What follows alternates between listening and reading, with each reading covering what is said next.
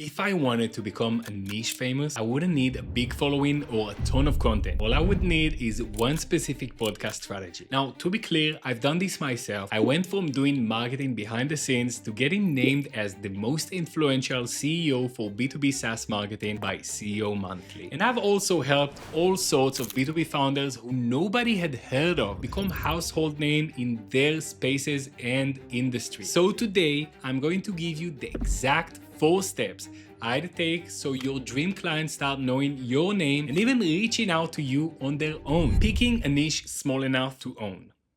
The first thing is picking a niche specific enough that you can actually become the go-to person in it. Because if you try to get known across your whole industry, you're up against every big name already out there, and it takes years to stand out. But when you get specific about exactly who you help, you only need to reach a smaller group of people, so you can become a recognizable name a lot faster. Now, the way I do this is by getting extremely specific on both who you help and what you help them with. So let's say right now you're known as someone who helps startups grow. From there, you keep getting more specific about which startups and what exactly you help them with. You should do this until you get to something like the person who helped early stage startups founders get their first 100 customers. That specificity allows someone to hear you one time and immediately remember what you talk about. A specific niche also comes with a big advantage for getting known fast, because there are usually only a few podcasts your exact people already listen to. So the next thing is figuring out which shows those are and getting on all of them. Getting on shows your buyers already listen to.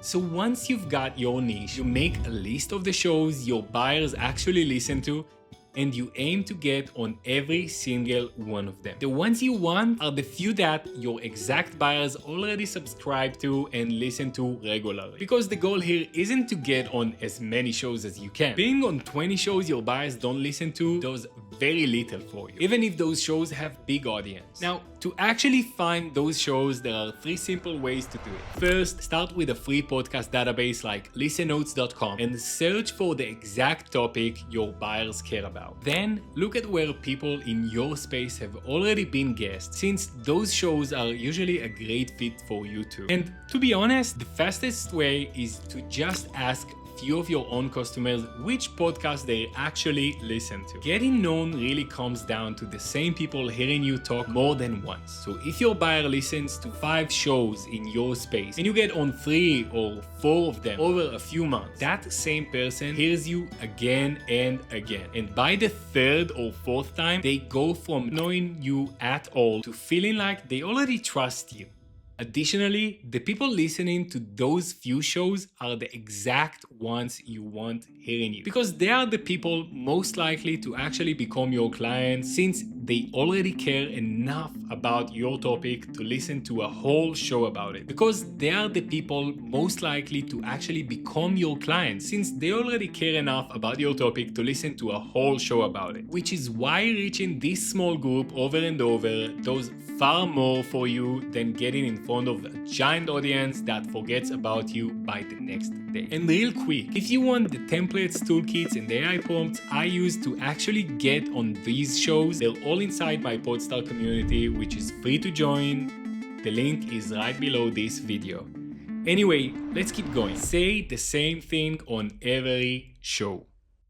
Now, getting on the same shows only make you the name people think of in your space if you're saying the same thing every time. Because if you show up on 4 shows and talk about something different on each one, people hear you 4 times but never connect those appearances to one idea. So when you bring the same message everywhere you go, people start connecting it to your name. For example, the message I'm known for is that you're one podcast away from your next big opportunity. So I bring it into every interview I do. But the way you actually become memorable is by having an opinion a lot of people in your space are too afraid to say. Because if you only repeat the safe, agreeable stuff everyone already nods along to, you sound like every other guest. But when you take a bold stance, people remember you, they argue about it, and your name comes up whenever that topic does. For example, the opinion I'm known for is that no founder should start their own podcast. I just think it is a waste of time, effort, and focus when hosts start inviting you. After a few months of getting on the same shows in your niche and repeating your one idea over and over, the trust their audience have in you builds way faster than it would be from running ads or something similar. Actually, there is a research from Google showing that before someone trusts a business enough to buy from it, they need around 7 hours of engagement with you, 11 separate interactions, and to come across you in 4 different places. A single podcast episode usually run 30 to 45 minutes, and most people listen all the way through. So one conversation get you 30 minutes or more of someone's full undivided attention, and building that same trust through purely LinkedIn would take you dozens of posts over several months. On top of that, a single episode keeps getting found long after you record it. It stays up on the host's feed, and new listeners keeps discovering it for months. And you can turn each one into clips and posts that keeps the same people seeing you in between your appearances. Now, once you've done enough of the right appearances, you don't even have to look for bookings anymore. The hosts in your niche are already listening to the same shows you're going on. So plenty of them have heard you before you ever reach out. And those hosts also talk to each other, which means your name starts spreading on its own. So eventually they start reaching out to invite you onto their shows. And that's how you know you've become a name in your space. Your buyer starts coming to you the same way. Once they've heard you a few times across the shows they already listen and trust, the people who actually need what you do start reaching out on their own. Now,